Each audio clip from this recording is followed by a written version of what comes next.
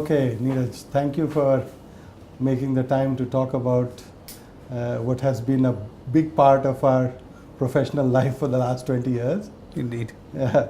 So let me start by asking you to remind us, how you came into the carbon business inside the World Bank. Funny you should ask these questions, yes. So it happened this way. I was going home on the Orange Line in the Washington Metro and ran into this guy who started telling me about what he did. And I asked him why, if that's what they did, why weren't they in China and India?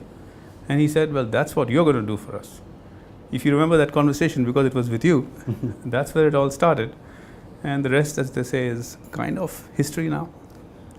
So, what were you doing at that time, and how did it kind of lead into the work that you did subsequently? Sure.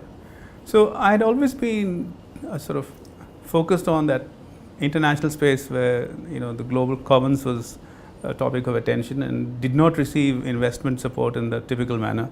So various things like the Global Environment Facility, etc., had come up, and I had in fact first started to work on the Montreal Protocol on substances that damage the ozone layer. That was a relatively easy take because I was in the environment team, and that was the ideal home for it. It was chemicals, it was in country, there were international protocols, there were known solutions, there was money. So it was just a matter of putting together projects and buying country support for moving forward. So I would say that I had a bit of the international background and an understanding of international conventions and how they work to influence countries. The climate work was different. If I can remind us, there was no climate work at that time. The GEF had a line which said that it would support global warming action, and in the World Bank explicitly there was no one working on climate. So carbon finance was the only climate change activity, and I sort of took to it like a fish to water. I mean, it was just what I thought needed to be done. And then I think the rest was a question of understanding the sort of layout of how things would work in the World Bank. This was not any longer a discussion around environment projects. It was not a discussion around the incremental cost for doing something. So one had to give up a lot of one's comforts. What is this counterfactual called an emission reduction? How do you pay for it? How do you, and this is what the business was at that time, how do you in the World Bank, whose primary client is the finance ministry of a country, now land up doing one-on-one contracts with project entities? Now that's where my Montreal Protocol experience sort of suggested to me that not only could it be done, but we had been doing it for a while. So I was not sort of scared away by these aspects. It was just a matter of figuring out how to navigate the country dialogues, the place in the discussions. But that said, it was a highly political space. Inside the World Bank, there was pushback from people saying that you're distracting us from our more divine motive of lending money to poor countries to lift them out of poverty. Outside the bank, the developed countries kind of, and you will remember this from your own initial work, kind of pushing us to say, why are you interfering in what should be a private sector space? On the other hand, the receiving countries, developing countries, were saying, are you an agent of the West in terms of the climate convention? So we really weren't desired or liked anywhere in the beginning. All we thought we knew was that one, it had to be done, two, it was new and exciting, and three, if only we could make people believe that this was for them, things would turn. And turn they did. India, the most difficult country to work in at that time, became the best available destination for CDM projects, as we call them. China was another story, but we can talk about that a bit later.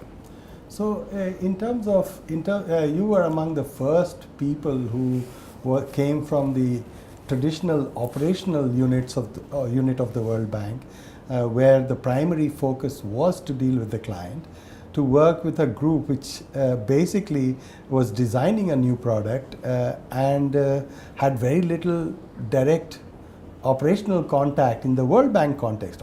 Many of them came from the developing countries, but had very little direct operational contact with our client countries. How different was the was the operating environment in East Asia and Pacific, where you were in the operational unit versus the in a carbon finance unit as it was at that time? I think that it was an opportunity that I was not going to give up. Quite simply because, as you say, I knew the lay of the land on the other side, and I knew the importance of getting this done. For me, it was a matter of figuring out what would work. In the time that I was doing operations and projects, I have to confess I've gone the whole range of things, from having the door shut in my face to taking a project to the operations committee, which is the highest level of approval in the bank, to understanding how safeguards would be applied, to understanding how budget transfers would be made to task teams, to putting together that seductive pipeline of how people could do things in countries where they had not been able to lend money. So understanding what it was that would be attractive and then breaking open the door. Of course, because of the pressure that the carbon finance unit felt on not being able to engage in large countries, India was not a problem because it was full of projects. China was. China said no. Till 2002, China said no. When suddenly the Vice Premier announced in the World Sustainable Development Summit in 2002, that China would join the CDM, the transformation was immediate. Then the finance ministry was inviting us to come in to look at projects, and it still took, I would say, more than a year or two to gain their confidence. And I was quite shameless about the fact that I had been a civil servant once. I knew that every international department has this one guy who works on the World Bank. So I went after him. I said, you look like me. I mean, he didn't look like me, but you get the point. I said, can we talk about this and understand what are the benefits? And they started to like it, and then they started to nominate projects. And then finally came this question of the HFC 23 space. Would you like to talk about that separately? Separately. That's a whole chapter by itself as well. Indeed. So that's how it started to happen. There were some bizarre stories, including the fact that I was stuck on a sidewalk restaurant in Guangzhou the day 9/11 happened. So all the planes to the US were shut down, and I was in Beijing for 6 days with nothing to do. And that's when I broke through into the finance ministry, and I said, guys, I've got time on my hands. Let me try to draw you the counterfactual models. Here is how it works, and here is how there's money to be made. This could be money going straight to the private sector or to companies, and this is how it would bring you into the Kyoto Protocol. You have no compliance requirements. So I was learning as I went along what was the rule, what was the convention, what were the requirements from the country, and it all came good later on. So the idea was then to build a slow portfolio, and I figured out the idea that you can't do this without money. Luckily, we had Ken Newcomb, who was half visionary and half mad, and said, yeah, take the money. So I had a pot of money, and then I went around to various countries and set up a pipeline of 18, 19 projects, and that remained, I believe to this day, the biggest regional portfolio in any region. But that was because I also had people in my unit who gave me free reins and just do it. Because I think the power of persuasion is important, but once Russia had signed had endorsed the Kyoto Protocol, I wove this sort of web of, guys, you don't know what's going to come. This is going to transform business. Luckily for me, it did. So it all worked out in the end. Yeah. So looking back at those years where, you would argue that the carbon business was at the peak of its innovation, at the peak of trying to understand and operationalize what possibly could be done. What in your mind was the driving factor for that innovation and that extraordinary drive through which the whole teams in the regions in the carbon finance used to work? Let me be candid about this. There were a few who were sort of blissfully ignorant of anything else, who thought that this is what was to be done. There were a few of us, and I was already, I guess, starting to become a senior citizen by that time by World Bank standards, who knew the pitfalls and who understood that this was really going to be complicated, and integrating it with regional work without losing the momentum. without losing the relationship with clients, keeping the donors at the door, not allowing them to interfere at the level of countries and projects. These are all lessons we had learned from the past, and I think sort of a certain degree of madness I think was essential, because we were really going out on a limb and doing things that nobody else did. I have spoken on other occasions about the fact that we put Ken Newcomb in front of the Indonesian parliament to talk to them about what a good thing it was for Indonesia to do this. My post 9/11 week is another example. We've done many things like that. I mean, I went to Thailand and spent a week with the TGO, as it was called, explaining how and why they should engage, and they opened the door to EGAT and others. So many of those projects didn't come to us, but they came into the Kyoto pipeline. So we even went after a beer maker in Laos, and that didn't work out. But life was full of somewhat weird anecdotes, chasing down ideas and trying to see whether we could get business going. But there was a fabulous amount of business as well. It was new, it was necessary, and I knew, for instance, that it was a precursor to something. This was never going to be the end of the game. We all knew that it was going to end in 2012. And unless something sort of big happened, it would have struggled even then. And we also knew from our understanding of what was eligible and what was not, that the big elephant in the room was the chemical gases. And sooner or later we would have to address them, because if we didn't, someone else would, and then all the little gains we had made would be lost. Case in point, when the Chinese first opened up to us, they didn't give us some random projects. They gave us the first three, I remember very clearly. One was what is called a run-of-river hydro project. One was a project to capture methane from coal mines. And the third was to look at energy efficiency in an iron and steel plant.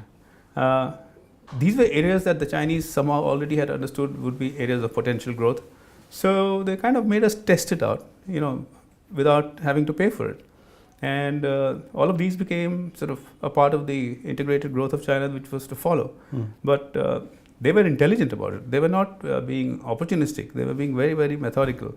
Here in India, on the other hand, where we are sitting, it was like, if it's eligible, we'll approve it. Very different approach. And for some reason, that is why we were more successful in the regulated space than we were in India. Because here there were many players, and there was no reason to jump in and try and compete with them. In China, it was important to sort of persevere and to make sure that the market space opened up.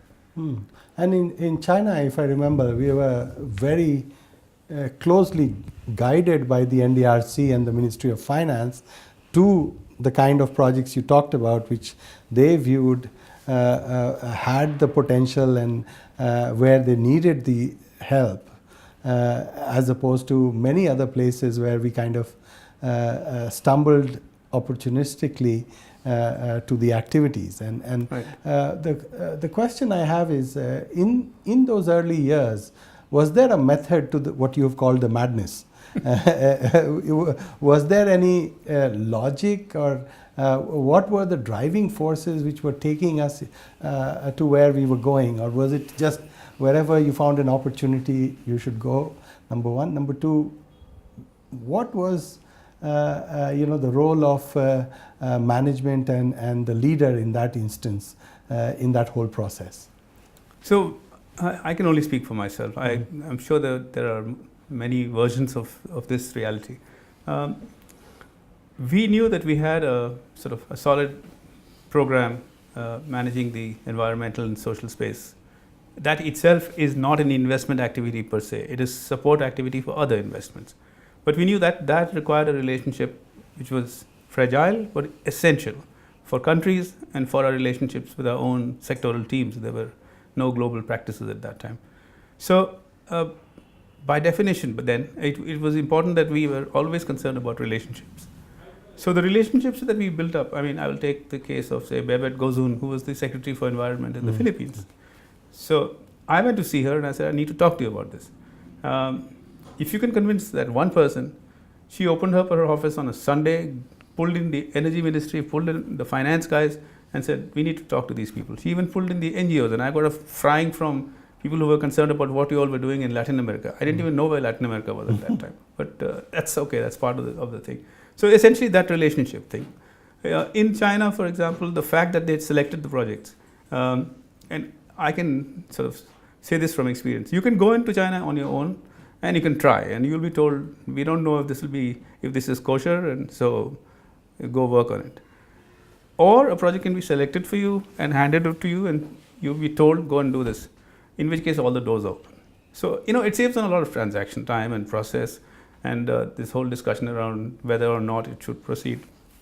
So and all this has to be done in an environment where your own team, your own leaders in the bank are comfortable that you're not putting the bank at risk, you're not putting the portfolios at risk, and because we were frequently using money from one protocol to do work on another, we weren't costing the bank very much. It wasn't like somebody had to put away budget money for us, and yet we were. I think the bank soon started to be looked at as a leader in the business because of the efforts of a handful of people. That was, I think, essentially how I would describe it. And looking at a specific region at that time, East Asia, you referred to the fact that there was confidence in the managers, senior managers, in giving you the authority and the mandate to go ahead and engage in this space. Was that something that went all the way up to the bank, or was it commonly kind of given mandate, or was it unique to East Asia? It was uneven. In East Asia, I think there were a number of things that were different. Firstly, it was the fact that since we were a little ahead of the others, the idea of having the first regional coordinator, almost by acclamation, in East Asia, sort of gave them a new part of the sort of rubric, if you will. The vice president of East Asia at that time was a private sector person, Jamal Qasem. It was very easy to explain to him the possibilities of profit, as opposed to just saying, this is the number of jobs that will be created, and then this is the number of sort of life years that will be enhanced. And, it was clear enough to him that this is a good enough reason to do it. And when you link that with the Kyoto Protocol, that it is something that the countries need to do, and they have to do. This increasing consciousness that you had a problem called climate change, it needed to be addressed. It became sort of reasonably simple. I think those were some of the factors, and essentially it was clear that we were doing what needed to be done. We were able to research things that were then sort of able to feed into, for instance, the first climate adaptation monitor. Whether you know it or not, they came out of your funds. We wrote it. $30,000 was the total. It's the first document I've ever written, and I'm glad to say it went into 3 reprints. So we must have got something right. So my director got into it because it was a new field for her. She literally rewrote the first chapter for me, and I don't know of any director who would do that today. They might, but they don't have time anymore. But for them, it was like an engagement with a new space that the environment family could call its own. It was not something that was specifically energy. It was not something which was agriculture. It was linked to the environment. It was linked to things that we understood, like chemicals. We can talk about that if you like. So it wasn't that far removed from things we had done before. So there were no sort of dragons in the dark. That's how I would describe it. So let's talk about the chemicals. All right, let's talk about the chemicals. That basically transformed carbon finance from a boutique business to a mainstream one for at least a decade, and our hope is that it for the centuries to come, right? So how did that come about? I mean, it's like I hate to sound like a film script, but sometimes history writes the script. Okay, the fact that I had done work on the Montreal Protocol, and because I'd worked on China, I mean, these are the pluses I'm looking at. Both of those was a check. I doubt that I know anybody else in the bank who was fortunate enough to do both of those things, and then move on to carbon or any climate work. Really meant that when we looked at what the Kyoto Protocol said, and it said there are 6 gases in the Kyoto basket that qualify for action, and right there in the middle of them, the biggest of them all was HFC 23.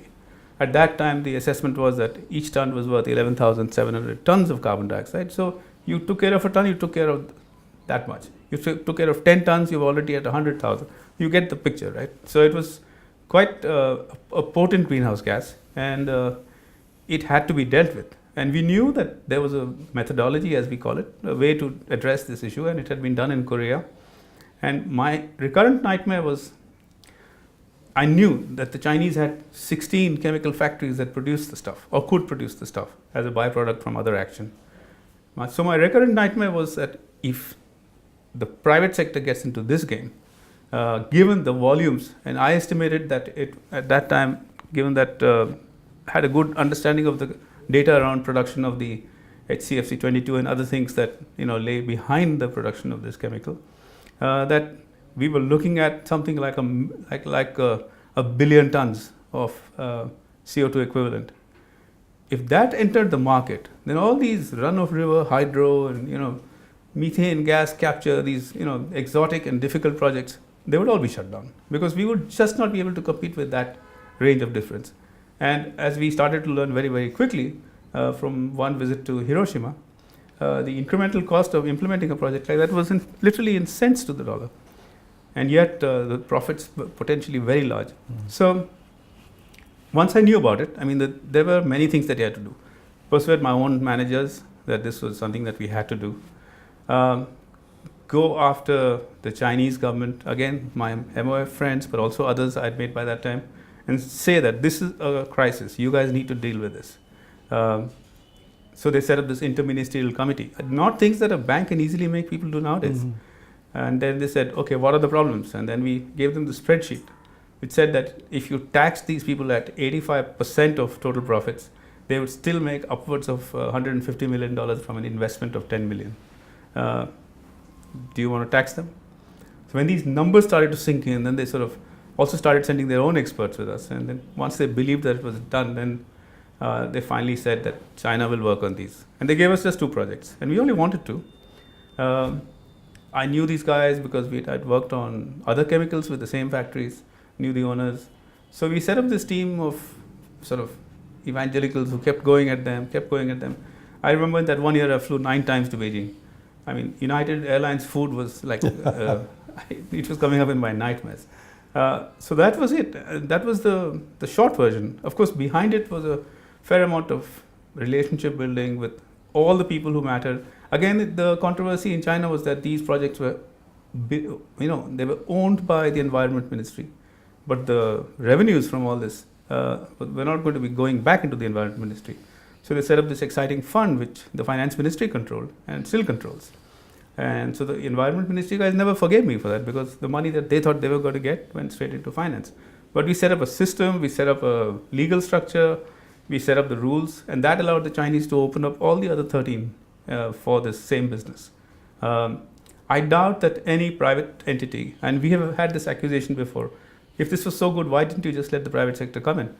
And I keep asking them, which private entity would have got the Finance Ministry to convene 7 ministries, set up the rules, accept them, set up a fund that was a sovereign fund set up by the government just for this purpose, and then let us loose on these factories to say, go and do the environmental and social safeguards to bank standards, ensure that everything is right, and then we will tax them. I doubt that any private sector entity would have made it past the gate on that one. So in a sense, it had to be. So it was this, this configuration of the past, the MP association, the China association, the factories themselves, the people, and sort of, by then, of course, the savvy on how to work with the Chinese. I think by then we had spent a long time. It was my 6th year in China when we did that. Yeah, and as you point out, this is about 2 of the 16 plants that we operated, that were operating in China, less than somewhere between 10 to 15% of the total emission reductions, and the subsequent ones were done all by the private sector. And while you've spoken, about the way it was all organized and implemented in China, and the impact the tax on the HFC revenues, CO2, HFC carbon credit revenues had on creating the China Clean Development Fund, which then turned around and financed huge amount of renewables. Correct. The basic line in the old system was that the project must contribute to sustainable development. Yes. In the case of projects in India, that has been painting a road and, Yeah. and creating a water pump in a village. Yeah. In the case of the Chinese, I mean, they were giving $650 million to the government. Yeah. It was what the government made of it. Yeah. And I thought that we did a pretty fine job of, Yeah. of making that happen. Yeah. It taught you guys something, because to accumulate the capital to do a transaction of $1 billion at one time without going through a procurement, you can do a limited sort of selection, but to land all that sort of cashable sort of signature at one time was not something we had done before. No. I mean, the World Bank's total assets were $150 million for the longest time, then became 180 plus. Then in 2005 there was this explosion of a few other funds. But this one transaction done over one winter, of course, with all the work before, I don't know how many times we visited China together, got done over 2 or 3 road shows, and then a 16-minute auction online to raise the entire $1 billion. I don't think we will ever see that kind of drama and glory again, because how can you, everybody was moving with the learning curve, but how can you see that, happening in front of your eyes and rejoicing in the fact that it got done? And the funniest thing was that I think this was the biggest of all time, and perhaps the only project that disbursed completely on time. All other projects have issues with implementation, etc. But this one, on the dime, on the last day of the project, everything was done. So many things to be proud about that. Yeah. So you're absolutely right. We just earlier we were talking to Dirk Forrester, and he reminded us how in NatSource there was one person who was practicing to send fax so that the NatSource fax to put in its capital for the umbrella carbon facility through which they could participate in the HFC transaction, was accomplished, and he said the guy was sweating because he knew his job depended on getting that fax out on time. But there was a other component to that whole HFC transaction, which is, I think others like Dirk have spoken about, which is how it totally transformed the market, because you did mention we raised close to $1.2 billion in 6 minutes that morning. And all of a sudden, carbon finance was no longer some little boutique business with $5, $7, $10 million transactions. This was immediately a 770 million euro transaction that the board of the World Bank approved, and it brought in all the big players, right? All the banks started coming in, all the serious investors started coming in, and I've always wondered what your view is. And my view is that we failed totally in the communication, because if you were to look at the documentaries or other narratives around the HFC transaction, it's regarded as one of the failures of the carbon market in terms of rewarding an action where the costs were very low, but because of the price of carbon, windfall profits were made. And I think we failed, and I say personally both of us failed in a communication or a narrative which was counter to that, and to explain all the things that you explained right now of what it did in China, and what people like Dirk have explained as to how it totally transformed the market. So what is your sense in terms of how the HFC transaction stands as a watershed in the whole carbon finance business in the bank and broadly at the international level? There's an interesting anecdote that I'd like to start with. Every year, the bank's country directors file a report to headquarters about how the year went. And that year's report spoke to the fact that in the year, the World Bank lent nearly $1 billion to China. This other $1.2 billion didn't even get a mention. The reason I say this is that, one, it was almost as if it wasn't real money, because it was not investment lending that came from the bank's budget, that came from the bank's balance sheet. It was something else. Two, this was something that had been done more or less with complete support from the country, but it wasn't a part of a negotiated program that the country had done, so it wasn't given the same amount of importance. When these accusations first started to come out, I mean, I remember I was hot-headed enough to say, you guys don't know what you're talking about. I didn't write the Kyoto Protocol. Somebody put that HFC gas in the basket. If I didn't work on it, it would destroy whatever little was left of the CDM. Don't you guys understand proportions? All the other 5 gases put together would have been swamped by a wave of HFC. So if I wasn't making it personal, but if HFC had not been engaged, this market mechanism would have died even before it took off, because it would have been discounted and it would have sold everything else under the table. So if you're only prepared to look at what various civil society organizations are saying about the evil side of the empire and not prepared to listen to what I think was rational, beyond a point we'd say, okay, forget it, I don't want to talk about this. I feel I sleep the sleep of the just, and show me a transaction that's been done more efficiently and I will back out of the conversation. But to this day, I don't believe that anybody got the mechanics as well as we got it at that time. Absolutely. So I really found no reason to be defensive about it, and I don't really buy that thing that we failed. I think there were people who were not prepared to listen, and then a lot of the opinions in Europe were turned by various opinions, and then the rest of the world sort of seemed to fall in line. And the Indians, the Chinese, they never said we failed. I mean, they were quite happy sort of taking it all the way to the bank. There were HFC transactions in Latin America as well, if I remember right. So the failure was really possibly a failure of communication to a certain part of the sort of stakeholders in this conversation. I would not assign it a generic failure thing and put it in the box somewhere. I fully agree with you that market mechanisms were designed for the market to efficiently discover the most cost-effective solution, and it did so. It did exactly what it was supposed to do. It discovered all the projects and implemented it within a 12-month period. No other mechanism run by the public sector would have been able to achieve anything of that order. The only regret I have is perhaps that we did not spend enough time reaching out to the stakeholders and putting that story out there.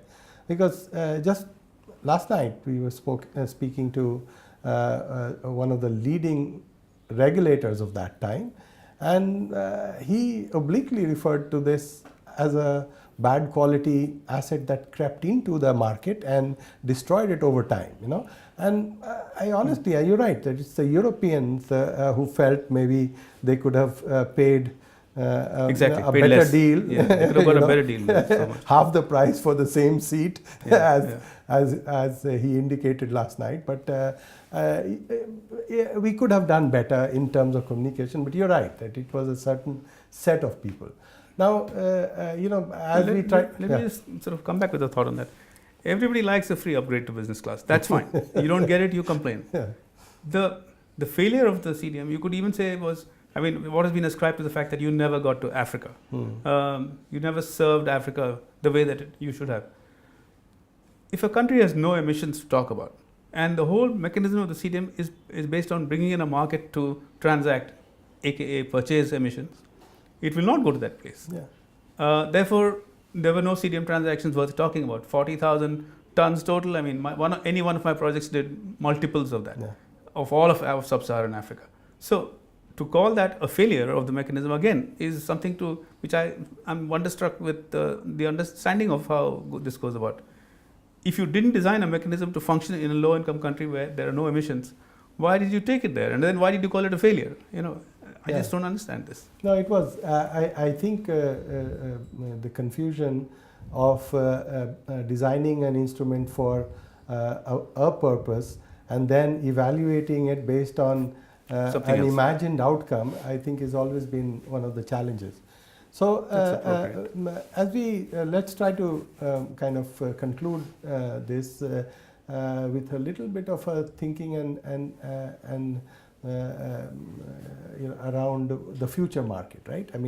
The environment today is very similar to the early years, the 99, 2000, where not much was known about what had to be done, and the approach was that because we had to show exactly how it would work, you needed to put the money together and pilot activities in order to show that this could be converted into a reality. The environment today is different. You have over the past 20 years a large number of entities who know that it can be done. They're waiting for the regulatory framework to emerge which would allow them to re-engage. So given the difference of where we were in 1999 versus where we are today, how should the engagement be different? Should it focus on trying to bring in private sector, bring in money, or is it to build the regulatory framework which would allow the market to jumpstart? There are two things that are significantly different from 1999 to the present. In the case of the Kyoto Protocol, if you will remember, after it was signed in 1997, we effectively had 8 years to get the rules in place, to test the waters, to prototype things as we did, to understand what the subsequent sort of accords from Marrakesh, etc., meant for the business, to absorb everything. And therefore, when the Kyoto Protocol was put into effect, we were ready in more ways than one. We were ready. We had people with money who were prepared to put it in the bank. We had tested the entire system for a particular structure. That's one. This is a different time. The Paris Agreement was endorsed within a year of its signature. The rules have taken a little bit of time, but learning from the last time, we haven't waited. The second difference is that at that time, it was an emerging problem that we always wanted to address. Today, we are living on a borrowed budget where we don't have the luxury of saying, let's design this over 3 years so that in the 4th year, it starts generating money, and maybe by the 10th year, it'll have contributed X $1 billion to the requirements of taking action. You know from the scientists' reports that if most of the action is not taken by 2030, you have condemned your children and their children to a world which is going to be a lot warmer, where the sort of all that we know of conventionally of both the sort of the climate as well as the industrial and other responses to it in terms of how many air conditioners do you need, how much, where does the food come from. There are so many other challenges I don't want to talk about at this time, but there is no luxury now. I would say this to me is the reason why sort of it drives me to see whether we can use all that we've learned to try and land a solution that can work ASAP. And that is why also we learned the other things, don't parachute into a country and pick up a project and then find that there are people pushing back. So I was quite deliberate about discussing with you guys that this time we need to go in through what has already been approved. And that's why we worked on World Bank approved projects on that space and designed what looks like a pretty good prototype for the next generation already. Is it perfect? Well, HFC was perfect and we got brickbats all over the place, so I don't have a problem with that. But, the last time, the one thing that is in common, last time I remember that somebody walked up to me and said, "Oh, you're that maverick who works in East Asia." So I said, "Oh, I can wear that with a badge of pride, I'm that maverick. I think I'm still that maverick. That's how I would describe it." So to end, based on almost 20 years of work on this, what would you advise to the younger people who are coming into, working on carbon finance inside the bank, and how should they position themselves? What is your advice, career advice to them? Because it does have its risk working in this, and it certainly has its excitement. I would lead on from my last comment on this. I mean, yes, if you want to be a long-time career professional in the bank, then you need to have developed skills that make you fungible in the sense of, within the bank to be able to work in various parts of it, either in finance or in technology or in sector, whichever is your fancy, IT. I mean, there are so many spaces where you can excel as a professional in the bank. You can't be all things to everyone, but you have to choose that. In climate, all of these skills can be put to work. and there is this fear that then you will become this climate person who really cannot go back to those skills because you've been doing only this for so long. So I would not ask anyone to do it for long, but I would ask that at this time we need the best and the brightest. They need to give it all, 3 years, 4 years, and then it'll change. But if we haven't got it done in 3 or 4 years, then we should sort of go back to some other form of business.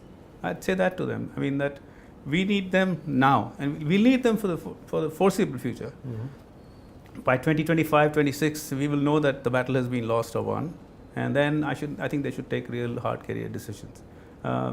In the bank, outside the bank, that's their call. Mm. So that's what I would say to the youngsters. What would I say to people like you? You have more, if anything, experience than I have, because you've also had the benefit of looking at it from outside the bank. So both you and I think, need to keep giving so that they pick us apart and take what skills they can and redesign the whole structure. Great. On Thank that you. positive note, thank you. Thank you.